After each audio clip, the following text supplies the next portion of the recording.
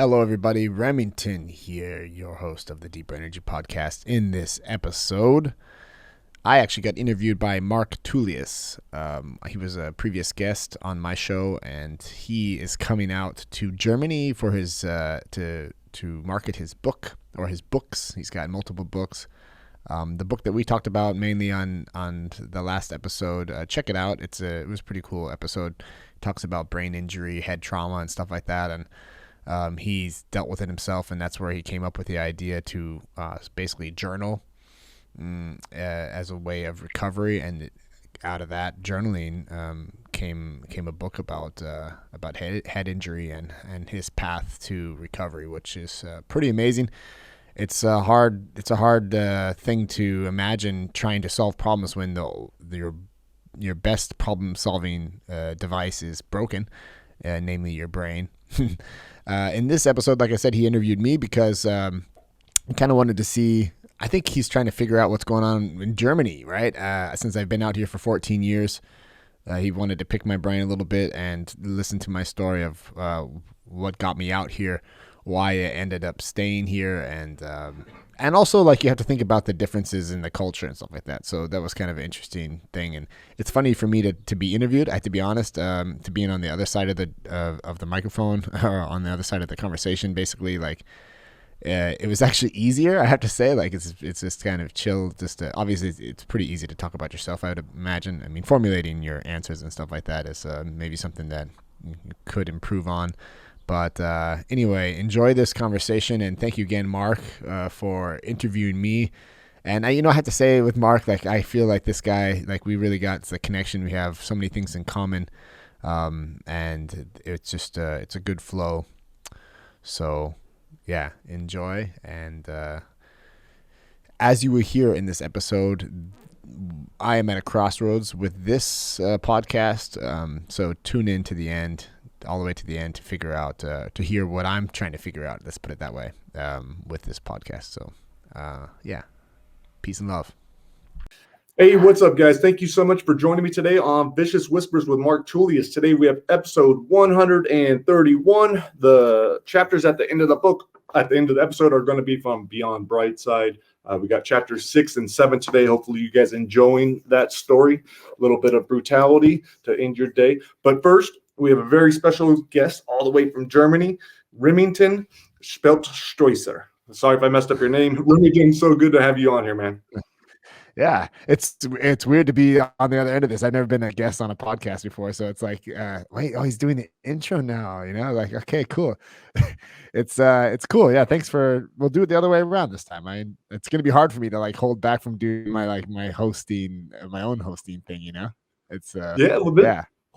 Hopefully this is a nice change for you. I like both. I love finding out about people. But then again, I'm a narcissist. I love talking about myself. So there's a little bit of both. But we had an awesome conversation. I think it was, I was on your podcast, Deeper Energy, episode 22 or so. But we just really hit it off. And we had a lot of things in common, a lot of personality things, a lot of the same kind of issues. We were both drawn to the same kind of ways to heal ourselves and to deal with problems or whatever. But the reason I contacted you in the first place, and then I saw your podcast, I saw that it was in Germany. I have a huge interest in Germany, and that you are an American that moved there with your family. So I would love to hear when that took place, why it took place, and what your experience has been. And I'll have some more questions, but yeah, when did this happen, and why did you do it? Yeah. It's so funny too, because this story is something that I've told to so many German people that I actually have to, like, think about it, how to say it in English. Like, my wife, now, we met in high school, like, back in 2000. Oh gosh, 2000. Yeah, she was 6. We were 16, and like, there was no romantic thing. Like, I tried. Like, I had a girlfriend and stuff, and I tried to hit on her, and she totally rejected me, and that stuck with me for some reason. She was really good friends with my sister. Okay. And so my sister and her just they were doing their thing, and I kind of always tried to pawn off the the girls from the girlfriends of my sister, and Word. and, uh, and the thing is, for Franzi is her name. She kind of had bad luck. Like when she got to when she got to California where I lived, it was kind of like a, how do you say that? I guess it was just like a luck of the draw, like what family she would get when she shows up as a exchange student. And so she had Oh, one okay. of yeah, so one of our teachers at our high school was one of these people that would have all these exchange students, like one at a time, come. And Franzi wasn't, unbeknownst to her, she shows up and she's like living in her garage. Like she had Oh, converted the garage to like a living quarters. And I know where she lives. She actually, coincidentally, we found this out like 5 years later, that she was living right next to my aunt and uncle in like this mountain village that's close. It gets cold up there in the wintertime and stuff, and she's like living in the garage. Anyway, so wow. now I kind of figured out, I realized why she ended up spending so much time at our house, and she was such, that she spent the night lots. And anyway, it ended up that uh gosh, like in 2006, I was living in Vegas and she came out, and I kind of like, I knew like this was my chance to get together with her. And so it was really just a love story, like we ended up falling in love, and she was ready to move out to the States, and I was good to go. I was like, let's do this. She's like, yeah, but I'm not going to move to Las Vegas. So I had to like pack all my shit and go back to, I ended up going to San Francisco, and she went back to Germany and packed up her stuff, and then came out, and we met in San Francisco like 3 months later. And on her flight out there, she was sitting next to like an HR representative from, I think, Hewlett Packard, and he was like, "Sorry, but all the job visas for, she had already graduated college, she was ready to go. Like tourismos, I say it in German, see, tourism and event management is Oh, what she studied, and so she was like ready to get a job. And yeah, the guy was like, no, it's not going to happen. 40,000 visas are gone, and it was in February at the beginning of the year, so they were already out. So she basically got off the plane. It's like, I have to go back to Germany. And I was like, I was good to go. I was like, well, I signed a lease for 3 months. So, she was like ready to go on the plane and just like leave me in this apartment. And I was like, no, you got to stay here with me for 3 months. I made it like, and it wasn't in San Francisco. It was like oh God, it was like in San Bruno, across the street from the airport. Like we had to watch movies on subtitles and stuff. It was just, it was wow. crazy. But we ended up, yeah, like we ended up just then I did the same thing. I packed all my stuff, which was like such a cool thing to do, right? Like when I look back, like at the age of like 25, packing all of your stuff, reducing all of your belongings down to like 3 bags. And I sold my guitar, which was really cute, because when I ended up showing up to Germany, my future father-in-law was like totally in. He's a super awesome like finger style guitarist, Oh, and that's cool. he brought me a guitar to the airport. He's like, no man should ever sell his guitar, even for love. So he gave me like one of his. He had an extra guitar when he Wow. really showed up to the. Yeah, so that I ended up getting really lucky in that sense. Like I have this. But you asked me like, why did I move to Germany? The simple answer, that's like a real long answer, right? The simple answer is I fell in love with the German girl, and I was Mm. open. I was like good to go. I didn't really care about like where. I just wanted to like explore a little bit, and Germany was a good excuse. And this woman that I'd kind of been following around for, just on and off for 3 or 4 years, I finally had a chance to hook it up. So yeah, I ended up in Germany. I couldn't speak any German, like nothing. Um, and her father gave me a job working at his pharmacy. So I was able to kind of like, work in the background and then start to learn German. And that was, yeah, around 2006. Gosh, that was a really long answer. See, Wow, that's the that thing. well, that's a dude. That's also a huge decision, especially at that age. Had you been to other countries? Had you traveled much? And did you have like a job that you cared about? What were you doing at the time? Yeah, like the job itself was just, I was just a server at the chain PF Chang's. I was a Oh yeah, Towley. I don't know if you watch any South Park, but Towley, I can relate to Towley. He was my yeah, man. Yeah, yeah. I mean, we're both, we know what's up there. So yeah, yep. like I was definitely a PF Chang's lifer on its way, especially in Las Vegas. Like that was the Mhm. pinnacle of PF Chang's, was working at I think it was Planet Hollywood. So Okay. I mean, it was like that lifestyle, I couldn't really offer my wife anything like I say my wife, but like my girlfriend back in the day, Franzi, when she came out, it was like, I got to keep working at the restaurant to pay rent. So you got to either going to get a job in marketing or do whatever. But I got to, this is my, and that was the difference with her family and her setup here in Germany is that her dad owned his own company. And in Germany, the pharmacies are sole proprietorships. Oh. So it's like a lawyer. It's like based on the person.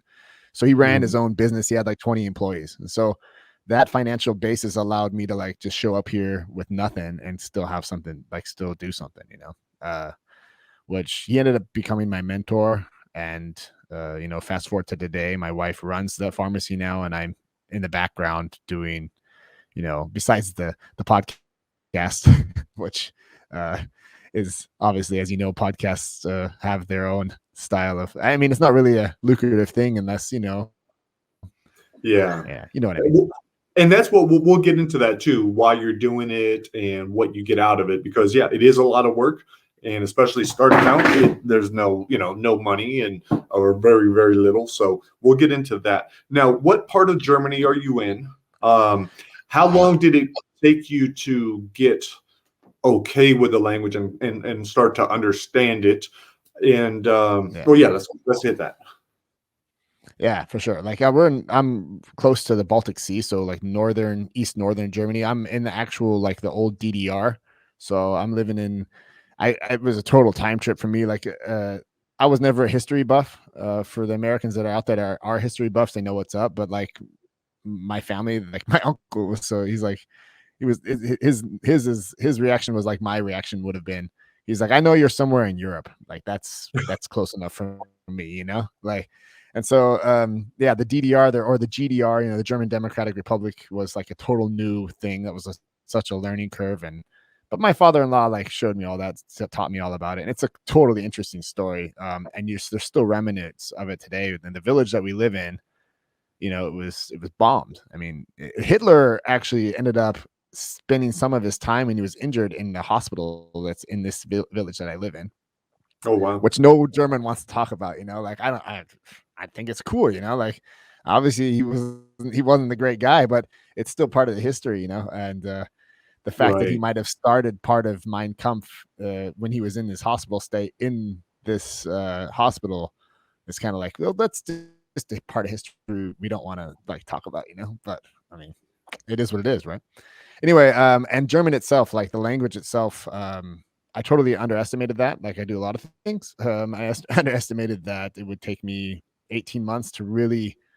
I mean, honestly, it's not ever going to be like without an accent. Even these days, like everyone pinpoints me. They're instantly like, okay, where are you from? But at the beginning, it was like hand and feet, talking with my hands and feet. And I'm a very communicative guy. So that was a whole new level for me to like, wait a minute. Now you're like tying my hands behind my back and I'm at a party trying to be social. And it was totally a growth process for me. Like, I think if I look back, it was probably like when I actually literally like became a man. It Mhm. took me that long, some people can do it at a younger age. It took me until about 25 until getting out here, being thrown in the cold water and being forced to like learn a new language. And then also like, you can't, how can I put this in a way? You can't do it like half-assed. Like you can't like, it's weird to say, but like I kind of didn't like German because you like, I would listen to stuff and I'd be like, couldn't understand it. So it just got me upset. And I would just Mhm. I would just fight it. There would be something deep down and it didn't like until I remember there's one night, it was like, this is a good story. Like there's one night, I've been here for 6 months and I was like, what's going on? This is not going to happen. Like I had totally hit that point where it's like, screw this. I'm going back home with my tail between my legs. Like that was the moment, Mhm. and Franzi and I we were out partying as always. Like, at that age, we were just doing our thing and it was a social thing. And she's a very social person and she's hanging out with like her ex-boyfriend from like the village and they're all speaking German. I'm like, oh, great. They're going to hook up. You always just go straight into like the worst thing. Everyone's always talking about you and like all that kind of stuff. And so I was totally down on myself, and we got back to the apartment, and I was like, "That's it," like, I don't know. And she looked at me. She's like, "Is this it?" Like, she's like, she was on that reality too. She's like, "This is not going to happen." Like, And I remember saying, really, I don't know, it was weird, but at that moment, I was like, I was like, "Fuck it, no, I'm doing this." Like, I literally said that to her, and she's like, "Yeah, right, whatever." But when I said that, it was like somehow, then it like everything got easier after that. It's so obvious now when I say it, but back then it was really me just saying "fuck it." That's like those two words, and they kept on helping me every time when things turned into being hard. I was like, it's cool, like it's interesting, or there's this positive growth mindset, I would say, to German. And so then, like, the language, it just and open for every time I didn't, I would ask, and then I would kind of follow that and go down, and so that turned into like this whole new life, and yeah, that was 14 years ago. Wow. Crazy to tell that story like that. Yeah. And I was going to say that has to be, because I know even just for this little trip, I know pretty much everyone's going to be speaking English, especially in the hall that I'm in, and but I understand I'm going to be going with like a first grade level understanding of German, probably understand even less. And you lose all of your humor, you lose your intelligence, and you come across as, you're not witty at all when you're trying to speak someone else's language and you don't have a grasp on it. So I've had to just be like, you know what, I'm okay with that. Like, but I really had to pick up my learning, because I realized, like, I'm never going to get this if I just keep doing like 5 minutes a day. And definitely had to change my mindset about it too. Like, okay, it's not hard, it's interesting. And that, I think that's helped me a little bit too. So, but I realize it's going to take forever. Well, and I think the when I look at my kids now, it's like, well, they have it so good, right? Like, they don't even know. Like, Tristan will switch back and forth between English and German in the same sentence. Like, you don't even, and That's awesome. it's like, yeah, but the older we get, right, the more we're like, like, I noticed, because I learned German at such a late age, I'm not as emotional in German. Like, I'm just not like that. Like, I used to be a guy that would, like, I mean, I still am that guy, but like, I don't know. It's hard to say, but like, I think sometimes, like, I would cry and watch a movie, if there was a movie that was kind of got me, I'd get teary eyed and it would hit me hard. And it's, I feel like since I've learned German, like, I lost like a little edge of that, cause like, I think in German, and, it's almost sad to say it out loud that, like, I think I lost a little of that it takes me more to tap into that emotion, because think about all the things you learned, all the things from like the age of 0 to 26, or 25, like all the relations and all the things that are happening in your brain, and then, I mean, you've gone through so many things with your head injury. Like, what it's like to go through the reprogramming of your brain, right? That's a really actually interesting topic, and how and where language lives, and I know all these pathways that are being created, and it just seems like, I mean, I'm definitely positive that like, if I'm supposed to give you like an emotional speech, I better do it in English. It's not like in German, it's going to fall flat. It's not going to hit those points that you want it to hit, Yeah. Now, can a German speaker, like a native, can they have a very emotional speech in German, or is it the language itself that kind of diffuses it, maybe, or deflates the emotion because of so many words, or anything like that? Do you think, or you think it's just the change? That's an interesting question. Like, when I've watched, like, when I follow some like comedians, for example, like you and I both like Joe Rogan. So like, when I watch like, and Joe Rogan has actually opened me up to comedy, because he talks about it so much on his podcast. I like never thought of comedy the way I did before he would talk about it with his guests and stuff. And then he has like comedians on, and they talk shop kind of, and you're like, you kind of feel like, oh, I didn't realize that it was such a, this type, it's an art. Mhm. And so I try and look at like I try and sometimes I've tried it multiple times. Like, okay, I'm gonna find like a German comedian and be like, get into this guy, you know. And it's just different. I don't know how to say it, but I don't know if it's because I'm American, you know. But like even my wife, like she'll watch she would rather watch English comedy with me on Netflix than watch like German comedy. So Mhm. she's full on German. So you're right. I mean, it's definitely the culture is just it's culture and language are just, you know, they're so intertwined that, you know, the best comedian that I ever watched in German was like a dog comedian. He talked about like dogs and their owners, and that shit was funny. It was hilarious, but that was about it. Like you know, like this real introspective, like intelligent kind of comedy where where you follow it and it's like a story. I've Mhm. yet to find that in a German comedian, but I wonder if it's just because America is America, right? Like America, you can't. It's the culture of the United States, the way that it's just created such a, you know, that's why, you know, obviously the last couple of years been a rough patch, but that's why it's so special because because there's so much creativity and the type of thinking is more open, right? It's Mhm. everything just, you know, Germans are, I can't say, I hate this. People do this with me as an American, but Germans, they have a harder time opening up and expressing themselves just in general. It feels like to me, like, you know, I mean, I know this because like I get that card, I get the free card, the free pass of being that guy that's open because I'm American, and so everyone's like, oh, he's American, that's why he talks so much and blah blah blah, you know.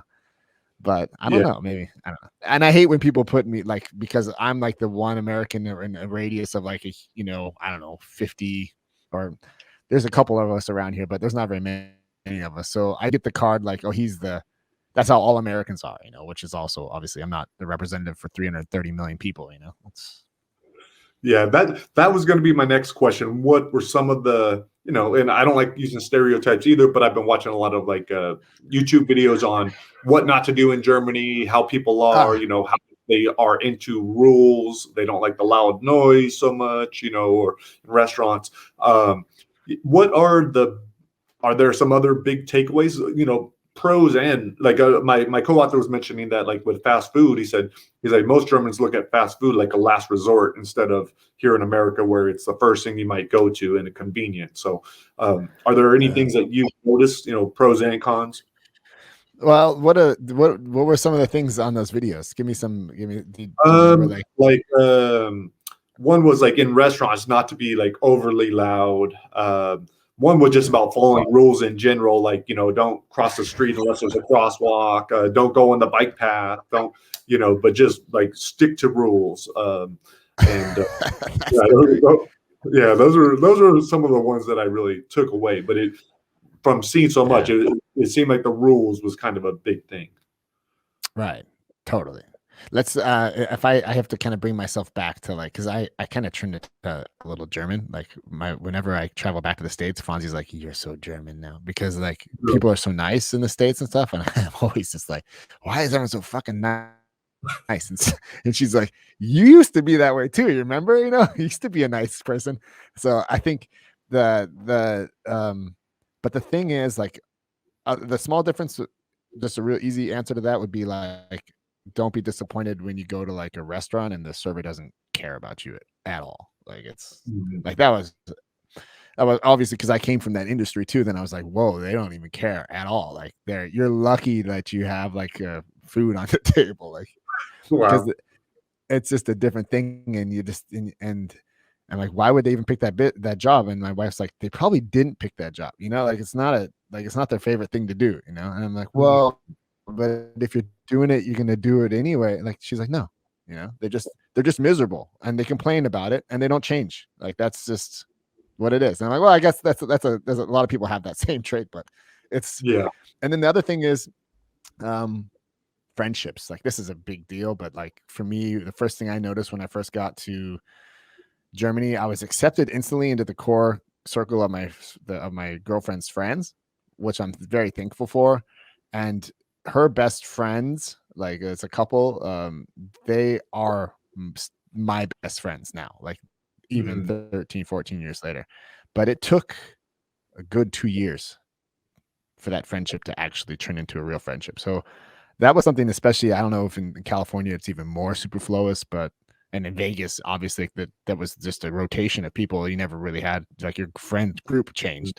And I've got like two good friends back from high school that one I just finally called the other day. But I know that if I showed up there the next day, like we would be right back on that same page.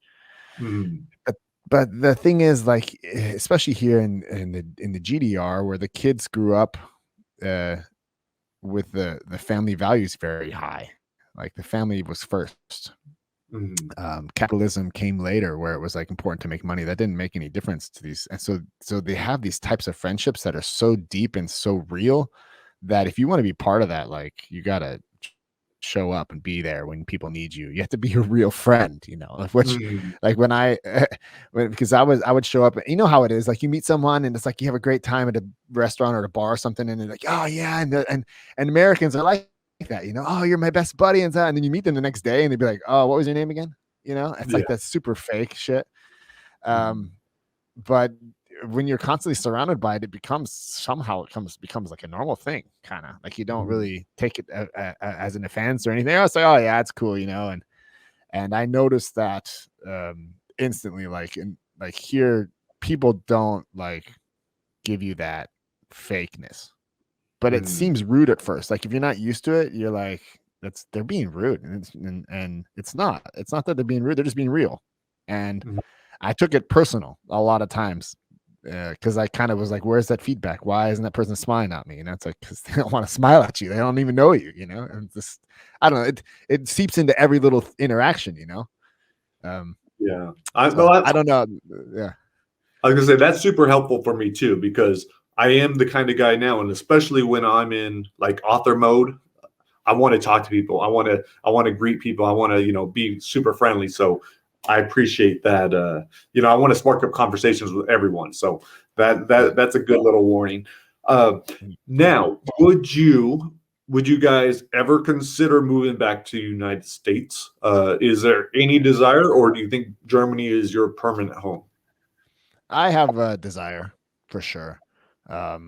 There's always a desire, especially with that whole thing, like following the pandemic, and it's definitely more chill here than it is in California, especially because we live in like a very sparsely populated area. But there was like when it first hit the fan, like I was like, oh, I'm looking, and obviously like I follow Joe Rogan. I'm like, oh, I've been to Austin, Texas. Like that's a good place to be. And obviously now I'm sure the prices have gone like 200% through the roof to like move there.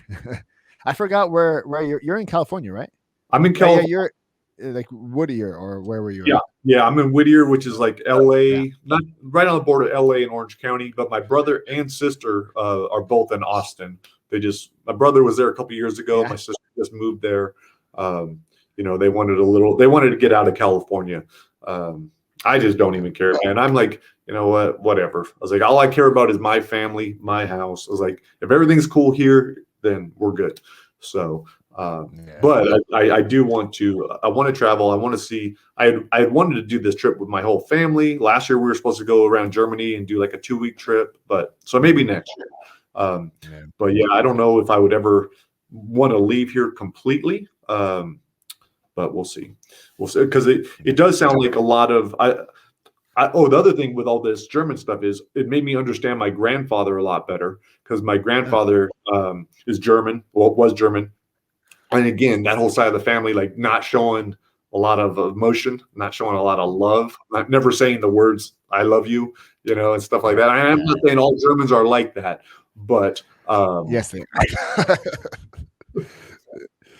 It's a safe bet. Like if you had to if you had to bet on one side, I'd say less people get the I love you. Like I remember hugging my father-in-law the first time when I showed it. My father-in-law, he would I remember coming downstairs like the night after I got here, or the next morning, like Franzi and she picked me up from the airport, and then we showed up at our parents' house, and then we went upstairs and went to bed. It was like super late. And so I get up in the morning and I walk downstairs without a shirt on, just like shorts, and I'm like, cool, this is awesome. I'm gonna hang out with the family.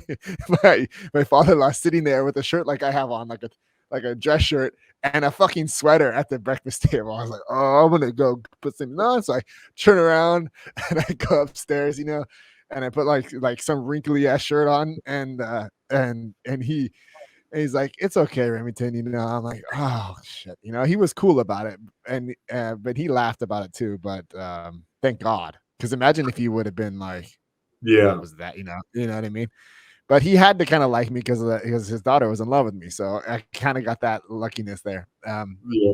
But I remember hugging him like after being there for a week at their house when he first showed up. I was really thankful for that. I was like, wow, that's so cool. He just opened up so I was just like, all right, I'll see you. We'll see you, when we get next time. And he was like, I had to like hug him around his arms, He was like, what the fuck? He's hugging me now.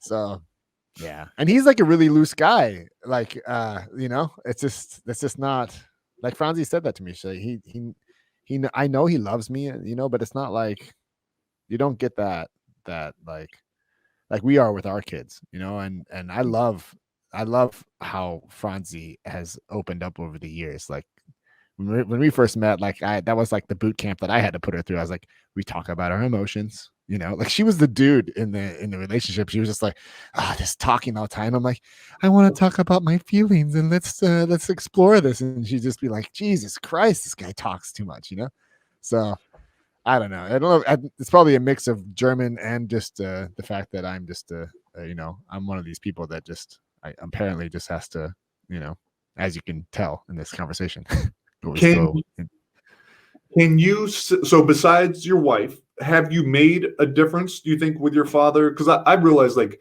with my dad, I think we've helped him say I love you. We've helped him, open up more. Do you see your influence on others? It's an interesting question too. Like how many of us do really know how much influence we have? It's the same thing with the podcast too. Like how many people really, even if you hit one person with it, but with directly with my father-in-law, we have phases, like it's like ever since he retired, it's been, I think, a little tricky for him because it was like it's his baby. We took over his pharmacy, and so that's a whole dynamic where it's like, okay, wait a minute, dude, worked 25 years to like work on this, and now, the happy American just comes in here, and the structure of the pharmacy is not like I'm going to change it into something that it's not, that's not. But so there's that. Like, there's definitely that dynamic that probably doesn't necessarily help the relationship. But my father-in-law and I got lucky that he plays guitar way better than I will ever play in my entire life. But at least we have that hobby together. And then also he likes to ski. He's a big skier. One of my all-time dreams was to go to Austria and ski in the Alps, like a snowboard or whatever. I don't care. Put skis on me. Main thing I'm there, And he's like kept this tradition in his family like I think out of the last 14 years, we've been down there like 8 times, and we're going again this year. And he would invite us, and super nice hotel and everything. So that's like such a gift to. We also go out on the mountain and we're together. Like we're out there and we just sit on, and just bullshit. And so that's like a time I definitely treasure that. I'll always be able to look back at that. And this year, and he's getting up there. So it's like, he wants to keep going, and as long as he can keep going, so I'm always going to give him that. Like, even if I'll always make a week, even if it's just me and him going and not the whole family, like we've done that 3 or 4 times where like the whole family was like, I don't want to go on the whole ski vacation because we just love it so much. And I'll just go with him. So I think that would have happened either way. Like, he probably would have dragged me along, or he would just go by himself. It's interesting though. Like if you have the influence with that, I don't know. I don't think so as much as that. I think it's more just we live it in our family, and we live it with the kids, and the kids, they want it, right? They pull it from their grandparents because we show them what it's like. And so I think the kids are even more like exponentially, they're like, they make the grandparents, make them love them, I mean, of course they love them, but yeah. Yeah, show it even more. No, that's super cool. Okay, now let's switch focus. Let's go into the podcast. And I believe it was a different name before too. So I want to hear that, why you did change the name, if the name changed, and why you started it, what you've gotten out of it. Yeah, the podcast. Gosh, this has been a thing. Like, And I'm at a crossroads right now actually with that. So, but the beginning, I think again, Joe Rogan, like I would listen to it. I actually, when I first got to Germany, podcasts kind of they always kept my lifeline to the States, like with English speaking. And I used to listen to Kevin Rose and Alex Albrecht on this podcast. What was it called back in the day? They were like kind of two nerds with their laptops open, and they would just talk shit about like nerdy stuff, computer stuff, and play video games. And I forgot what it was called. Anyway, like, and I eventually, like later, I think I only found Joe Rogan like 2 or 3 years ago, but uh,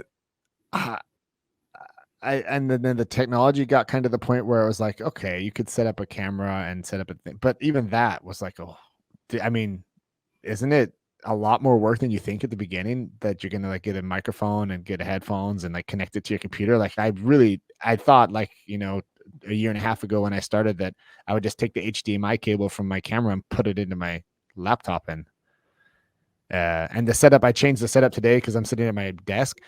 And again, today, like I had to install 3 different softwares just that like it gets so that the driver like loads to the camera, I'm thinking like, so anyway, like that whole technical side of it was, I'm down for that. Like I'm a tech guy. So I was into that. Yeah. And then I originally, I think I called it the Real Remington Show. Mm-hmm. And then I called it the Real Remington Podcast because I was like, okay, this isn't a show. I'm too egotistical to call it a show or something. And then I did change it to Deeper Energy because of the conversations that I was having through this Podmatch platform. Because I had put in there like philosophy and martial arts, and I'm really glad I put martial arts in there because I think otherwise we wouldn't have found each other. All right. I guess there was like a touch to like kind of this whole touch on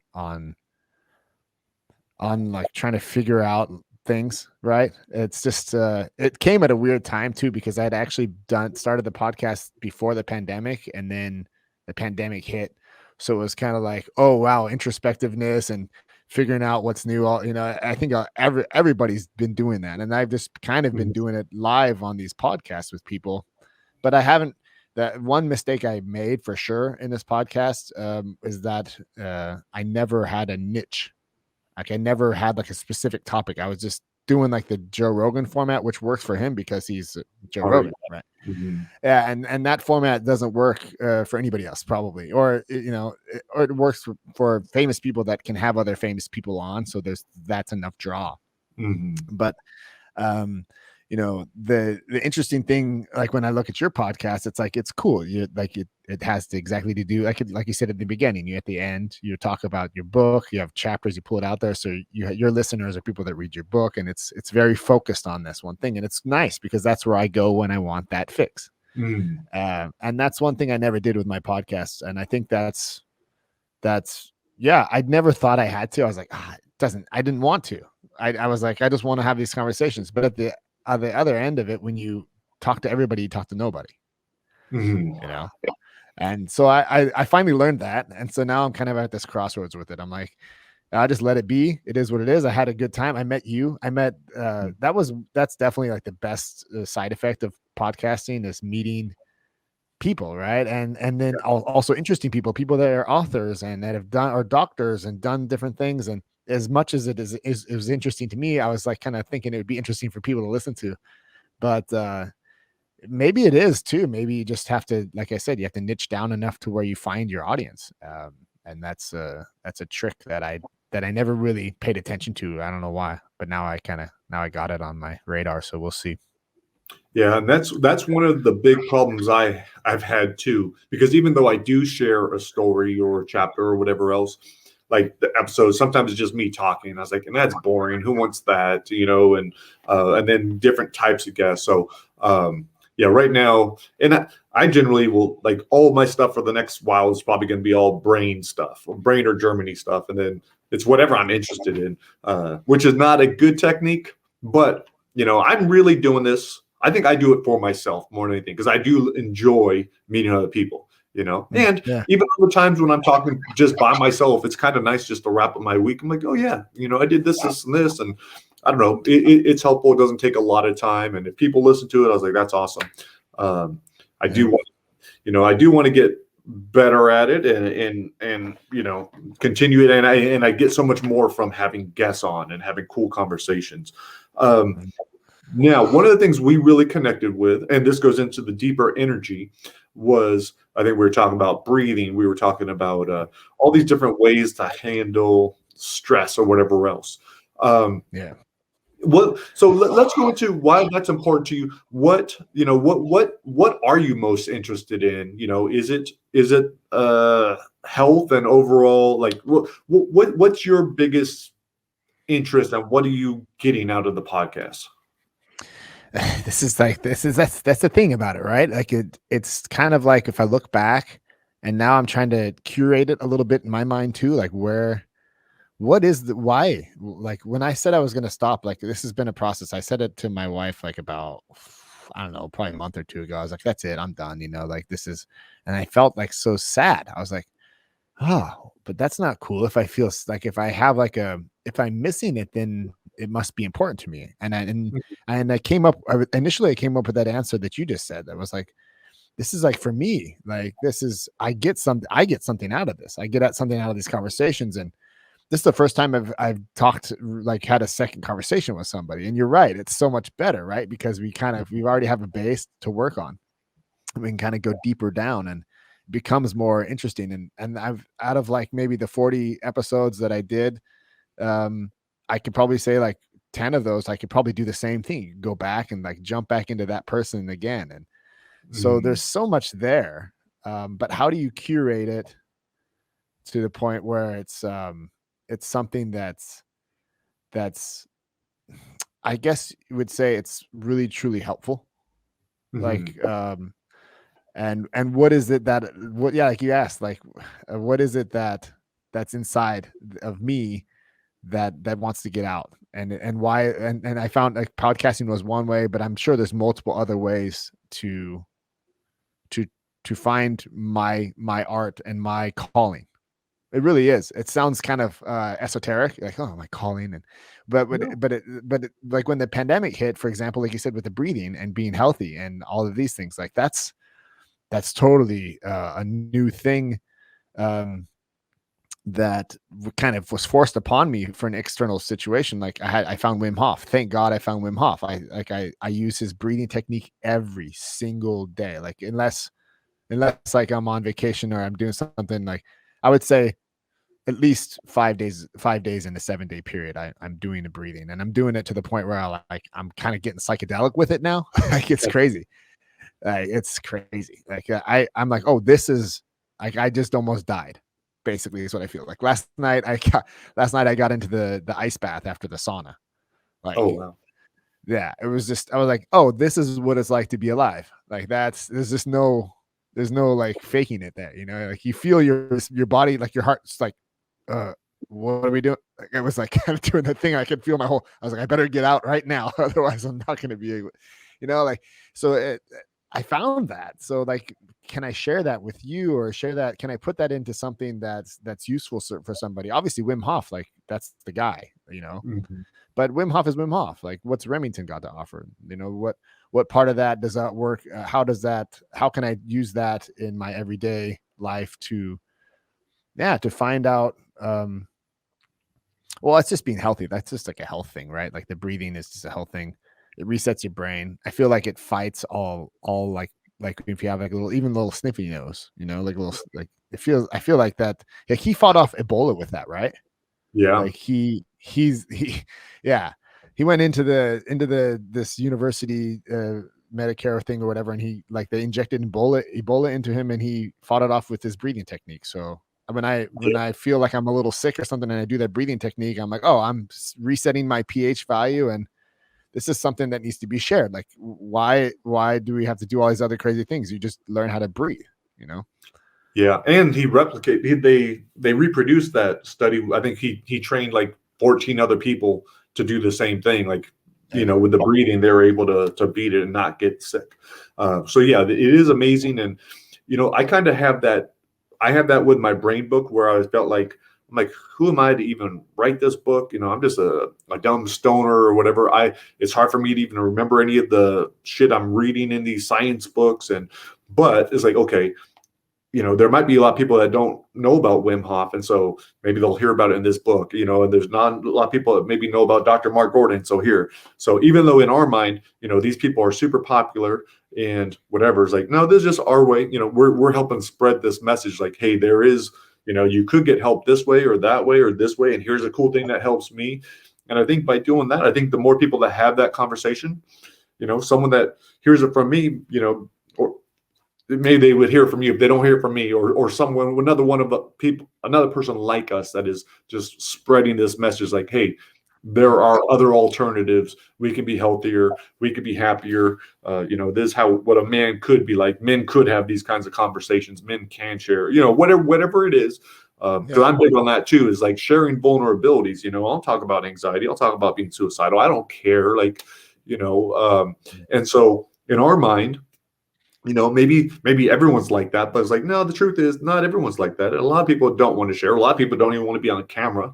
A lot of people don't want their voices heard. So, and then it goes to it too. Like, okay, is this a waste of time? Is it whatever? I have that a lot with meditation. I could get that with breathing because it feels like you're doing nothing. But with the podcast, if we're getting the same benefits as like meditation or therapy or whatever else, it's like, well, no, we're doing something productive. We're being we are being productive, we're being positive, and we're putting out something that's good and can help other people. So why stop it? So hopefully you'll. Yeah, that's good. I like that. That's exactly it. Like it's and there's so much, like you said, there's so it can go. It doesn't have to just be the breathing. Like meditate. People, how God, I'm amazed that sometimes it gets very esoteric very fast with the meditation thing. Like I'm like that too. That's why the breathing is so good, because it's kind of like it forces you just to be because meditation itself, like I do that thing and I listen to it and then my mind wanders, and it's like I think that happens to every single person though, but it always just turns into this thing where it's like, okay, am I driving down the road or is the road coming towards me? I was trying to explain it to my son the other day because we were on a little road trip. And that was one of the things that Sam Harris had said in his, I think it was in his podcast or in his app or whatever. And it was like this, like you have to switch between the road coming at you and you driving through. And so the actual switch itself is this, it's kind of like jujitsu. It's kind of like when you push and pull and you have these moments where you kind of time things. Mm-hmm. It's really like you can't really explain it any other way, but the more that you figure out that you're in between, the more that you're actually like in the moment somehow. And like that's it. That's like at that point you're like, okay, but I say it like like being in the moment. What is that? Like how many hours of the day are you in the future or in the past, and how many of seconds do you really just miss? And if you really pay attention to this moment, there's a million things happening. Yeah. So it's actually kind of crazy to like, there's a depth to this moment that is we're not scratching on a lot of the time somehow, but again, it's like, okay, but what does that mean? Like, so, well, where are you going with that, Remington? And it's like, well, I guess then I'm just not taking it for granted that I'm like alive, what was his name? Victor. I just bought his book today. Victor. He was in the go back to Germany. He was in the Nazi concentration camps. Victor Frankl. Yeah. Mm-hmm. Did we talk about him too last time? I don't remember. No, I don't know much about him. I know the name. That's it. Yeah, he had this story where he was just, obviously he was in the concentration camp, so that's a story in itself. But he ended up being like a motivating point for the soldiers, even for the Nazi soldiers, like because he was stripped of everything and he still kept like a positive outlook on life, and he got himself through this concentration camp and came back and wrote a book about it, and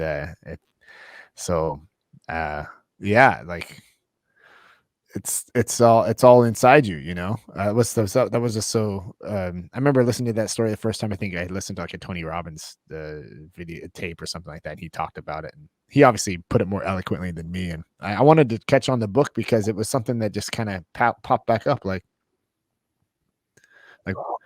you know, when like just this thing, this luckiness to be alive, like we miss that.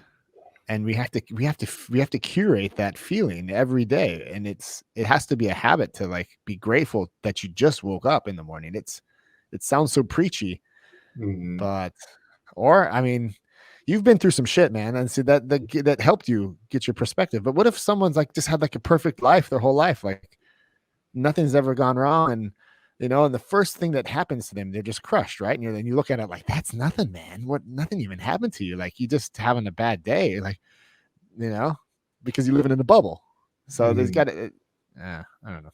But I'm always amazed though at just how much I let those moments pass and how how unpresent I am. Last night, early in the day, I was going to do a yin yoga, but yin yoga, man, it's like 5-6 minutes holding a pose, and it could be boring or whatever else. But I did it last night, like at 7:45. I went outside, and one of the first things he said was like, "You deserve this. Like enjoy it." And so just laying there and just breathing and looking at the sky and being present, I was like, this is awesome. Why do I have a hard time doing this? Like this is what I should be doing right now. This is the best use of my time instead of going inside and watching TV or occupying myself with my phone or whatever else. I was like, I'm breathing, I'm letting my body relax. But it's amazing, that moment doesn't happen very often for me. That doesn't happen necessarily every day. And so I think, and that's why conversations like this are good, because you're reminding me like, oh yeah, no, I do need to do that more. Like that is important. Like that helps me a lot. Just a reminder, like, okay, let's just ground ourselves and get present. So, um, Yeah, I get it. And then your kids. Sorry, I bet your kids. They're always the first. Like I always notice they're the first ones to be like happy about you doing that. Like every time that I'm like in this good place where I'm like, okay, I'm in it. Like I see him out there on the trampoline. Like last night, I saw him on the trampoline, and my wife wasn't feeling good. She was like kind of like I think she had ate something weird. And she's like, oh God. So she sat on the couch and just folded laundry and watched TV. Right, like it's like I'm happy that she does that. Right, yeah. otherwise the laundry would never. Um, but I was like, I kind of looked out and I'm like, oh, I'm just gonna go out there and just sit on the trampoline with them, and see what they're doing, and that turned into like 20 minutes of just like pure laughter, as opposed to like picking up your phone and searching for that same dopamine hit with Twitter or Yeah. with Instagram. And so, it's like, of course, in retrospect, when you say that, but it's the actual like that moment, that realization, like this is a choice I'm making. I'm making this choice to miss that Mhm. that time with him for like a device that's really not going to give me what I really want. I mean, it may feel like it because it's programmed to do that to me, but Mhm. those kids are programmed to do the same thing, and they get something out of it too. Yeah. And that, Sorry. and no, that's perfect. And at the end of my session last night, it was funny because my son came out, and the first thing he did, he just cuddled up underneath me, and he just wanted Yeah, to lay there with me. that's Uh, awesome. and so yeah, it was like, okay, yeah, that was an awesome thing. And they get to see like, okay, yeah, we can take the time and we can appreciate things. Because yeah, it's so easy to not do that and get caught up in the day and stuff. What were you Well, gonna say? I'm sorry, I just kind of went on that it one. was probably that. It was probably. I think it was just about the kids. I was excited. My daughter, she's becoming a singer. She just did a little performance. She's 13. Right on. My kids don't. They listen to me, but they think I'm just a weirdo. It's like the breathing and everything else. But Yeah, after, they look at me too like that. yeah, they're like, "What's wrong with Daddy? No one else's dads do this." Um, but my daughter gets out of her singing class. She's like, "Yeah, my teacher wants me to start doing this breathing technique." And where I was like, "Yes," I was like, "That's what I've been telling you." I was like, "It's Oh, gonna make you because a of better singing. athlete. It's gonna make you a better singer." Is like breathing is awesome. Yeah, so I try to encourage it with them, but I was like, it feels good that like, okay, now she's realizing like, okay, yeah, this is smart, this is good, this is gonna benefit me. I think that's what a lot of it is. Like, if you could convince someone like this is gonna improve their life, if this is gonna make their life a little bit better and help them, then they're probably going to be more likely to check it out. Don't they do that thing where you have to like Justin Timberlake does it, where you have to like keep it on your mouth, like you have to suck it in, Oh, and then breathe through your nose and like keep the sucking on ooh, the. that might be next level stuff that I'm It's gonna have like the to. circular breathing or whatever. I've heard Yeah, about it. It's hard. Like I had a friend that we I remember sitting there. He had, no, I think I was the stupid one that figured it out. They have to like put water in your mouth, and then you have to spit out the water while you're breathing in through your nose or something. That's like the first step. And so I remember like sitting in front of the sink trying to do that, and God, everyone was looking at me like I'm a weirdo. But because you have like it forces you not to suck it in, then like otherwise it goes up your nose. I don't know. Yeah, but it's crazy how much is involved. But and that's one of the cool things, like with her, man, like to already know what she wants to do or like some kind of performing. And but I love that. With your podcast, do you have on German guests? Do you speak in German at all on the podcast, or is it strictly English? How does that work? At first I just mixed it all together, and then I did like the German version and the English version, and now I've called it eine Prise Qualität, which is like a salt, like is eine Prise is like when you put a little bit of salt on something, so it's like a little bit of quality, like a touch of quality or something, I guess. If you and I had a couple guests on recently, so I changed that name again, and it's not as easy. Like Podmatch is so cool, and I didn't really explore Podmatch for German speaking, and I don't really know if you even could, honestly, for German speaking guests. Have you found any Germans like in podcasting? Yeah, go on Audrey, Audry. Yeah, I've been on Audrey. Yeah, okay, so that's where I found. That's where I found a couple of different German podcasts. In fact, I should hook you up with my friends. I think you guys would have some good conversations too. So I'll send you some of their info because really cool guys, and that's I'm gonna be meeting them all on the trip. So you're the only one that won't be with me. Sad. What's that? I know. I'm sorry, buddy. You're the only one. No, dude, I wouldn't drive that far to go to a book fair. I was like, I'm not. No, I would do it for you. I would totally do it just to come down and hang out with you because we definitely have a connection. Like I'm so lucky that we met, and we'll definitely keep this going, man. Like whatever form it is. No, I think so. I was actually looking up jiu-jitsu schools over there.